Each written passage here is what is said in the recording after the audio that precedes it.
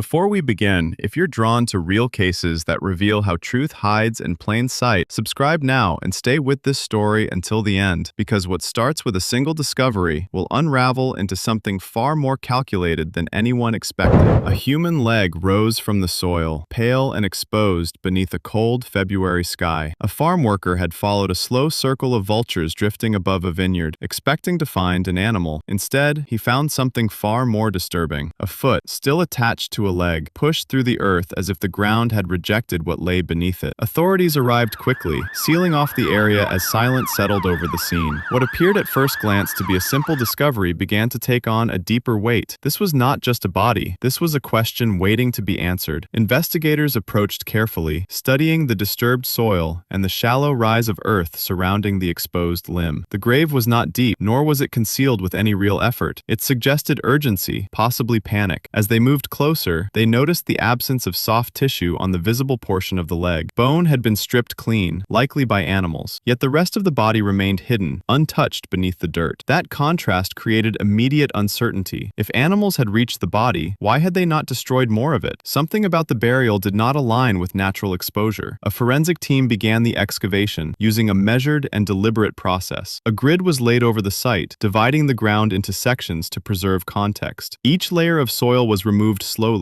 ensuring no detail would be lost. As the dirt was cleared, the shape of a full body began to emerge. The remains were positioned face upward, slightly curled, as though placed with intention. This was not a random disposal. It reflected control. The victim appeared to be a middle-aged man. Despite the condition of the exposed leg, the rest of the body showed less damage than expected, raising immediate questions about time and environment. The body was removed with care, requiring effort due to the thick, damp soil beneath it. Decomposition fluids had settled into the ground, creating a suction effect that held the remains in place. Once freed, the body was placed onto a tarp for transport. At first examination, there were no obvious injuries, no fractures, no visible wounds, no signs of violence that could explain death. However, faint tattoos remained visible on both arms. These markings offered a potential path to identification. Investigators understood that in cases like this, identity was the first step toward understanding everything else. A search through missing persons records led to a possible match. The tattoos, physical description, and timeline aligned with a man reported missing months earlier. His name was Larry McNabney, a successful attorney known for his presence and reputation. Fingerprint analysis confirmed the identification. The man in the grave had been missing for over 5 months, yet the condition of his body did not reflect that length of time. Decomposition was present, but limited. There was little insect activity, and much of the tissue remained intact. This created a conflict between what was known and what was being observed. The timeline became the central mystery. If Larry had disappeared in September and was found in February, then the body should have shown far more advanced decay. Investigators began to consider whether he had died later than reported, or whether his body had been kept somewhere before burial. The absence of insect activity suggested that exposure had been delayed. Bodies left in open environments typically attract insects almost immediately. That had not happened here. The evidence pointed toward controlled conditions. Somewhere, for a period of time, the body had been shielded from natural elements. Attention shifted to Larry's life. He had built a career as a defense attorney, often working with individuals tied to criminal networks. His time in Las Vegas had brought him into contact with people capable of violence. He was confident, visible, and financially successful. Beyond his legal work, he was deeply involved in horse competitions, a world that required discipline and presentation. In the weeks before his disappearance, he had attended an event where witnesses noted a change in his behavior. He seemed distracted, less composed. That moment marked the last confirmed sighting of him alive. As investigators traced his final days, conflicting stories emerged. Some claimed he had traveled for work, while others believed he had left the country. None of these accounts could be verified. Meanwhile, his law firm continued operating. Documents were filed under his name, and cases progressed as though nothing had changed. This raised suspicion. A new employee eventually reported him missing, stating she had never met him despite handling work attributed to him. The delay in reporting created challenges. Critical time had passed, and with it, potential evidence had disappeared. Focus turned toward his personal life, particularly his wife, Alyssa. She had not been seen since his disappearance. Attempts to locate her failed, and concern grew. At the same time, witnesses recalled unusual behavior. She had been seen with Larry's belongings, including items he rarely parted with. Her actions suggested movement rather than fear. Investigators began to question whether she was missing by circumstance or by choice. The possibility that she was connected to Larry's death could no longer be ignored. Her absence became as significant as the discovery of the body itself. As the investigation deepened, a second figure emerged. A young assistant named Sarah Sarah, had been closely associated with Alyssa. Their relationship appeared unusually strong, and tensions had existed between them and Larry. Witnesses described their closeness as constant, their actions coordinated. A troubling detail surfaced when Alyssa had once asked whether a horse tranquilizer could kill a human. At the time, the question seemed strange but harmless. Now, it carried weight. The case was no longer just about a body in a grave. It was about decisions, relationships, and a sequence of actions that had led to a carefully concealed death. If this case made you question how well we really know the people closest to us, share your thoughts below. Do you believe this was carefully planned from the beginning, or did it unfold step by step? Cases like this leave behind more than answers. They leave debate. Subscribe now for more true crime stories that uncover details many overlook, and stay for the next case, because the truth is often far more unsettling than it first appears.